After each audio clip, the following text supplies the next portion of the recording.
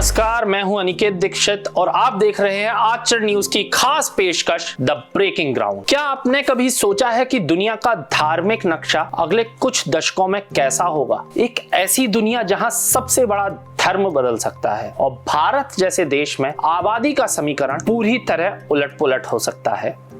America की प्यू research centre की एक ताजा रिपोर्ट कुछ ऐसे ही चौंकाने वाले खुलासे कर रही है, जो न सिर्फ धार्मिक बल्कि सामाजिक और राजनीतिक भविष्य को भी प्रभावित कर सकते हैं। तो आइए इस रहस्य को खोलते हैं और समझते हैं कि आखिर दुनिया में क्या बदल रहा है और भारत में क्यों हो रहा है ये बदलाव। प्यू रिसर्च सेंटर की हालिया रिपोर्ट के मुताबिक इस्लाम दुनिया में सबसे तेजी से बढ़ने वाला धर्म बन चुका है। 2010 से 2020 के बीच वैश्विक मुस्लिम आबादी में 34.7 करोड़ की जबरदस्त बढ़ोतरी हुई है। अब यह आबादी 2 अरब को पार कर चुकी है, जो दुनिया की कुल जनसंख्या का 25.6% है।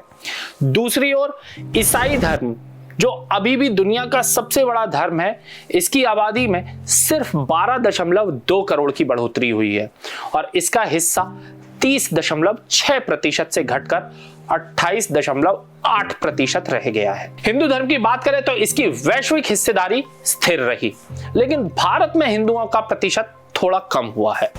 आखिर क्यों हो रहा है ये? प्यू रिसर्च सेंटर की स्टडी 3 बड़े कारण बताती है। पहली है युवा आबादी। मुस्लिम समुदाय की औसत उम्र 24 साल है, जो गैर मुस्लिमों की औसत उम्र 33 साल से काफी कम है। इसका मतलब है कि मुस्लिम आबादी में प्रजनन आयु के लोग ज्यादा हैं। दूसरा है उच्च प्रजनन दर। मुस्लिम महिलाओं की प्रजनन दर 3.1 बच्चे प्रति महिला है, जो ईसाइयों में 2.7 और हिंदुओं में 2.3 से कहीं ज्यादा है। तीसरा है धर्म परिवर्तन और कम विचलन। मुस्लिम समुदाय में धर्म छोड़ने की दर बहुत कम है और कुछ मामलों में लोग इस्लाम की ओर ज्यादा आकर्षित होते हैं। अब बात भारत की करते हैं। भारत में 94% हिंदू आबादी रहती है, लेकिन 2010 से 2000 के बीच हिंदुओं की हिस्सेदारी 80 से घटकर 79.4% हो गई है। दूसरी ओर मुस्लिम आबादी 14.3% से बढ़कर 15.2% हो गई है। प्यू रिसर्च का अनुमान है कि 2060 तक भारत में मुस्लिम आबादी 33 करोड़ तक पहुंच जाएगी, जो कुल जनसंख्या का 19.4% होगा। लेकिन फिर भी हिंदू बहुसंख्यक बने रहेंगे, क्योंकि उनकी संख्या 130 करोड़ के आसपास होगी। यह बदलाव क्यों हो रहा है? 1947 के बंटवारे में भारत से लेकर अब तक धार्मिक आधार पर हिंसा और तनाव की घटनाएं सामने आती रही हैं। प्यू रिसर्च के एक अन्य रिपोर्ट के अनुसार भारत में धार्मिक आधार पर सामाजिक शत्रुता का स्तर दुनिया में सबसे ज्यादा है। क्या यह बढ़ती आबादी और सामाजिक तनाव भविष्य में और जटिलताएं पैदा कर सकते हैं? इस पर भी नजर डाल लेते हैं।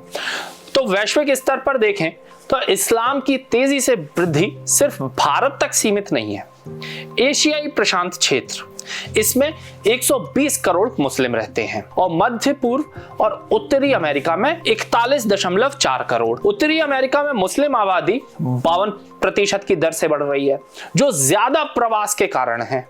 यूरोप में भी मुस्लिम आबादी बढ़ रही है, खासकर सीरिया जैसे देशों से आए शरणार्थियों के कारण। हिंदू आबादी की बात करें तो यह वैश्विक स्तर पर स्थिर रही है। लेकिन एक सवाल जो उठता है, क्या यह जनसांख्यिकी बदलाव सिर्फ आंकड़ों की कहानी है या इसके पीछे सामाजिक, आर्थिक और राजनीतिक कारण भी है? भारत में हिंदू आबादी का प्रतिशत क्यों घट रहा है? क्या यह सिर्फ प्रजनन दर का अंतर है या शिक्षा, आर्थिक विकास और परिवार नियोजन जैसे कारक भी इसमें भूमिका निभा रहे हैं? तो प्यू रिसर्च की एक अन्य स्टडी बताती है कि भारत में 1990 के दशक से जनसंख्या वृद्धि की दर धीमी हुई है, खासकर धार्मिक अल्पसंख्यकों में यह कमी ज्यादा देखी जाती है। 1951 से 1961 के बीच मुस्लिम आबादी 32.7% की दर से बढ़ती थी, जबकि हिंदू आबादी 21.6 की दर से बढ़ रही थी। लेकिन अब यह अंतर कम हो गया है। भारत सरकार के परिवार नियोजन कार्यक्रमों जैसे 2017 में शुरू हुए व्यापक स्वास्थ्य एवं गर्भ निरोधक पहल ने जनसंख्या वृद्धि में नियंत्रित करने की मदद की। तो यह थी प्यू रिसर्च की एक ताजा रिपोर्ट की खास झलक।